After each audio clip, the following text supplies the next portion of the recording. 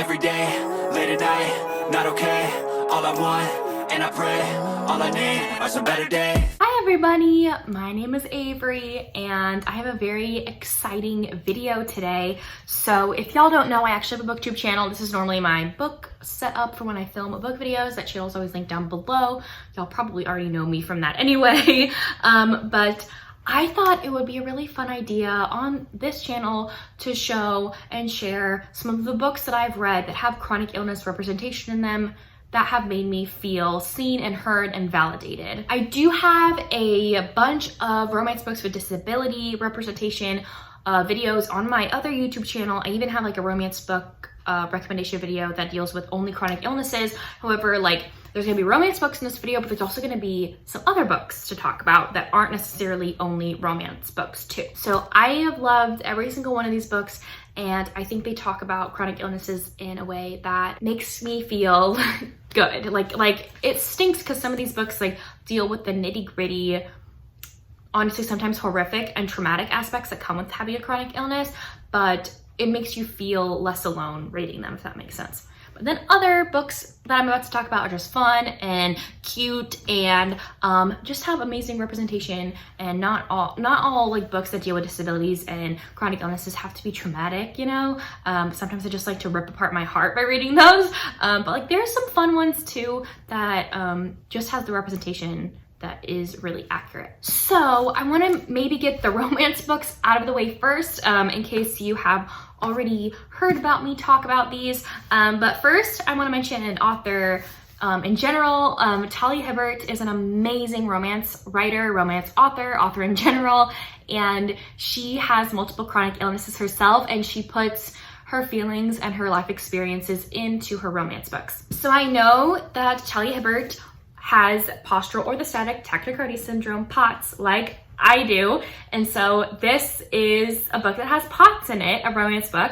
And this is actually the third book in her Ravenswood series, but you can read it on its own if you want to. There's just gonna be some side characters you might not know about. I love this one. This is an age gap romance, and it is a friends to lovers. And our heroine in here, Ray, is the one who has POTS. She also has like a big dog that helps her get around too. And she actually has a scar on her face because when she was with her previous partner, I think she had a husband, she's now divorced. She had one of her episodes when he was around, and I think she had like a cup or something in her hand, and she ended up fainting, blacking out, and the cup and her fell on the floor and it scratched her face. And so now she has a scar on her face because of it. But I thought the representation for POTS in here was amazing. I felt so seen. I didn't even know going into this book that POTS was represented. I like was reading it, and then Ray started talking about how she has this chronic illness and it makes her faint and everything like that. I'm like, wait a minute, what? And then she starts to talk about what POTS is, and I started sobbing because at that point I'd never read a book with POTS before ever in my life. And man, I felt so seen in this book. I do wish that the chronic illness part in here was touched on just a little bit more, because like I honestly love going like deep diving into chronic illness stuff in books, but I get that that wasn't the main focus in here, if that makes sense. So I love this one and I really, really, really recommend it. Another Talia Hibbert with chronic illness representation is Get a Life, Chloe Brown. This is her first book in the Brown Sisters series, and this one has fibromyalgia representation. I love this book. You can see I tabbed it all up. Now fibromyalgia, I don't have it, but my chronic illnesses are very similar to the symptoms that people with fibromyalgia have, and so I really related to Chloe and what she goes through in here. But I have heard from a few people on some of my other videos, they've commented saying how like the representation was good, however like Chloe's financial benefits in here are not necessarily relatable to everybody. For example, like Chloe, so let me say the summary and then we'll get into more. But this is about Chloe and Redford. Chloe kind of like has like a near-death experience at the beginning of this book. She almost gets hit by a car and she thinks she could have died. And so she's like, you know what? I've lived like a sheltered life. I need to make get a life list. So she makes kind of like a bucket list of all the things she wants to do with her life. First one is move out of her parents' house and have her own apartment. So there she meets Redford, the superintendent of the building, and the two of them have an enemies to lovers romance. Now, Chloe and her family are very wealthy. So that's where this kind of like differs for people, because Chloe can receive a lot of medical care that a lot of other people in the world can't with disabilities and chronic illnesses because of financial reasons. I know from myself that I can attest to that too. Insurance in America sucks. And this book also doesn't take place in America, so it all has to deal with the British healthcare system. So I don't know a lot about that. But I really loved this just because I related to Chloe so much. I don't even have fibromyalgia. I think it's like the talk of chronic illnesses in general and being sick. And I'm at a point in my life where I'm not able to work. I'm not able to go to school because my chronic illness is just so severe at the moment. And like I'd be basically neglecting my job. If I had a job, I'd be neglecting school. If I went to school, like it'd be really hard on me and my mental health and my physical health and everything in general.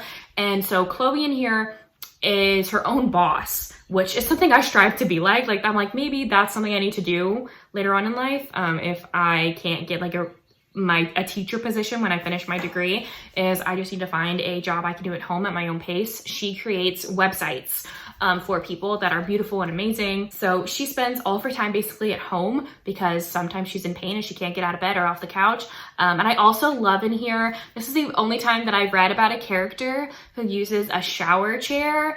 And as someone who uses a shower chair, I felt really seen. And I really want to reread this because I read this first before my chronic illness flared up really badly in the past couple months. And so I started using a shower chair back in January, and I read this book about 2 years ago or 3 years ago. And I really want to reread this to see if I can connect to it even more now, because just looking back on it, there are some things that I related to and some things that I didn't. And I feel like some of the things that I didn't relate to, I definitely would now. So I love this one. Let me know what y'all think about this book in the comments down below. I don't have fibromyalgia, so I don't know if it's exactly the right representation here, but I know that Talia Hibbert does. So I would hope that Talia Hibbert would write amazing representation of something that she has. I then quickly want to mention the Man in Charge duet by Laura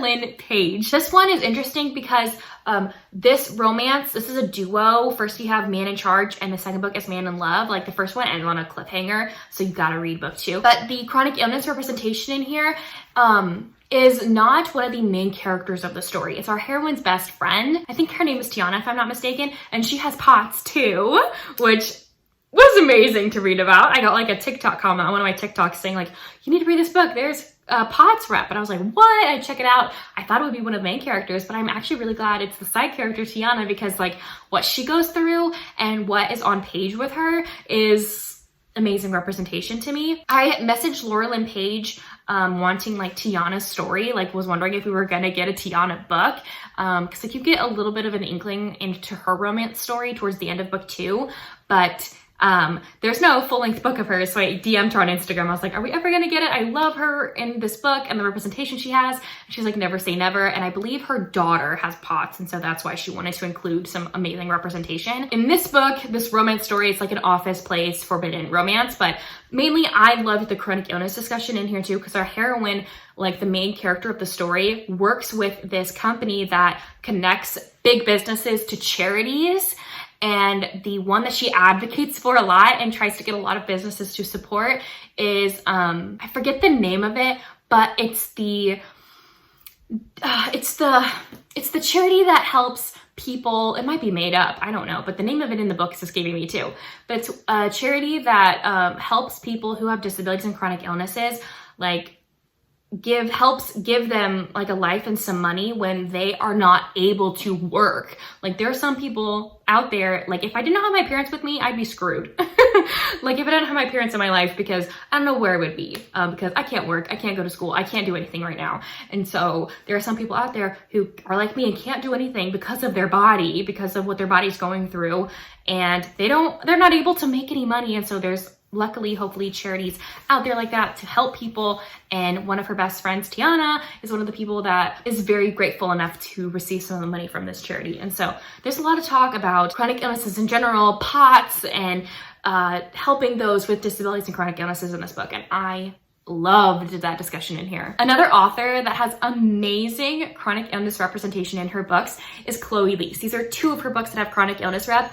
All of her books have some sort of disability representation in it, whether it's a physical disability, a mental disability, a chronic illness, whatever the case may be. I know one I want to touch on really fast is the mistletoe motive. This is a Christmas, enemies to lovers, workplace, bookstore, book lovers romance. Opposites attract too, like Grumpy Sunshine. There's like a lot of tropes in this. But our hero in here has diabetes, and this was the first time I ever read a book with a character who had diabetes before. And so I love this one. I really recommend it. I just don't own it physically, so I can't hold it up for you. But the series I want to mention that has like amazing representation that makes me feel so seen in every single book that I read is the Bergman brothers. This is book 2, which is Always Only You, which is one of my favorite books of all time, and it has some of the best chronic illness representation I've ever seen in a book. So this is the romance between Ren and Frankie. Ren is a hockey player and Frankie is the social media manager for the hockey team, and she has rheumatoid arthritis, and she also has autism, which is of Own Voices. A lot of Elise's books have autism representation because Elise has autism herself, and so I love authors including Own Voices rep in their books just because it feels so authentic and real, you know? And so Ren has been hardcore pining for Frankie, and Frankie's like just a grumpy lady and Ren is such a sunshine. And so Frankie's house gets like broken into one day, and then Ren tells her like, hey, you could stay at my house for a few days while they renovate the house and like fix all the windows and the doors and everything. And so they're forced to live in forced proximity for a little bit, and then they fall in love. It's so cute. The discussion of chronic illness representation in here is so good. I felt so seen reading this. I don't have RA. My friend Tori, she's a booktuber. I'll try and link her down below if I can. She has rheumatoid arthritis, and she loves this book so much and thinks that the representation is really good. So I trust her and I trust her opinion, and she has the chronic illness. I don't. So I'm so glad that it does have good rep in it, because just like discussion of chronic illnesses in general in here is so good. And the other one I wanted to mention by Elise is With You Forever, which is book 4 in the series. This one is about Axel and Rooney, and this is another forced proximity romance, and it's also a kind of like marriage of convenience too. We also have another character who has autism. Axel here does. And so Rooney, she is the one with a chronic illness. She has ulcerative colitis, and I loved this because I've never read a book dealing with a character who has tummy issues. I also have an autoimmune disorder called Celiac Disease, and some symptoms are kind of like the same with ulcerative colitis. When I get sick and I eat something I'm not supposed to, it's very similar to the same symptoms and like things that Rooney's feeling in here, you know? And I love like the discussion about like her body and how she feels about like her body kind of rebelling against her at times. I really related to that. I obviously don't love that happening, but I love it being represented in a book, if that makes sense. I love being able to relate to that. I have heard from people who have ulcerative colitis who really love the representation in here, so that's saying something. There's this one scene that like sticks into my brain where when you have like an autoimmune disease or chronic illness that deals with like bowel movements and everything, like sometimes your tummy hurts and you gotta go whenever you gotta go, and it's an emergency situation. And so there's one point in this book where Rooney, like, she's gotta go so bad, and so she pulls off to like the side of the road. Luckily no one's around, and she has to pop a squat in the grass on the side of the road, I think on like a highway or something. And while she's popping a squat, she finds the little kitten abandoned, and she's like, oh my gosh, I gotta take this cat home. And she's so embarrassed and can't really tell Axel where she found the cat when he's like, where'd you find this cat?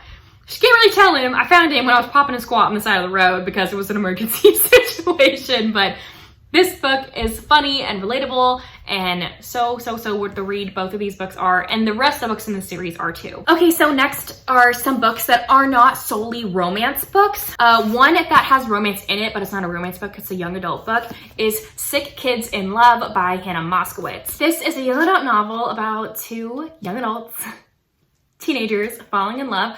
Both of them have chronic illnesses. They actually meet in the hospital when they're both getting certain different infusions for their chronic illnesses. Our heroine in here, her name is Isabel, I'm pretty sure. Yes, Isabel. She has, I believe, rheumatoid arthritis, and she falls for a boy named Sasha who has, I believe it's called Gaucher's, I I can't pronounce it. She can't even pronounce it in this book too. I can't even spell it either, but he has that chronic illness, Gaucher's disease. And yeah, it's just a young adult book about two kids falling in love that also have chronic illnesses. I loved the discussion of chronic illnesses in general in here. I related to so much of what Isabel is going through. She has bad days of her not being able to get out of bed. And then she also has a doctor for a father who still like pushes away her chronic illness sometimes, or like even like discredits her because of her chronic illness sometimes. And that still baffles me, that like your kid has a chronic illness and sometimes you just don't even believe her, and that like there are some people like that in the world, because there are doctors like that in the world. So there's just really relatable quotes in here. Like one of them, like they're talking about another person that they know, or I think Sasha's talking about someone he knew that had a autoimmune disease. And he said, she passed away, she died, she would have lived, but she didn't have health insurance. Is that relatable or not? That's honestly, our healthcare system scares me. Another quote that I really related to, it has so many memorable quotes in here, is Isabel talking to Sasha and says, do you ever just get really effing mad at healthy people for doing nothing but living their lives? And it's not their fault, and you love them, but you just effing hate them. I think hate is a strong word. I think jealousy would be a better term for me, but I really related to that sentence at the time I read it. I think this is an amazing book for a teenager who's getting diagnosed with a chronic illness, who has a chronic illness, whatever the case may be. Even if you're adult, go ahead and pick this one up. I would probably still read it to this day. In college, I wrote a whole essay about this book for my young adult literature class, because like the prompt was, if I were to add any book of your choice to the curriculum, let me know what it is, write an essay as to why you think I should add it. And so I talked about this and how much this book means to me and how amazing the representation is, especially for the disability and chronic illness community. I also want to mention this book. This is What Doesn't Kill You by Tessa Miller. For this one, I really recommend the audiobook because Tessa Miller, the author, narrates it herself, and she does an amazing job with it. I really recommend checking out your local library online through Libby, because that's where I found the audiobook. This one is basically kind of like an ode to people with chronic illnesses and everything, all in the perspective of Tessa here. Tessa was diagnosed with Crohn's disease, and so it's another kind of like bowel movement disease, like people kind of like group Crohn's disease and ulcerative colitis kind of like in the same family. They're not the same, but like they're kind of similar because they both deal with issues in the bowel movement, digestion, all that area, So I loved this because this is like one of the only nonfiction books that I absolutely adore and love, because there are chapters and parts in here where like Tessa talks about chronic illnesses in general and statistics about it and life about it and like doctors when it comes to like generally anything to do with chronic illnesses, not just Crohn's disease. And then there are chapters where she talks about her experience, her traumatic, I could never do what she did, her traumatic and harrowing and incredible experience finally getting diagnosed with Crohn's disease, jumping through so many hoops to live. There's just so many amazing things about this book.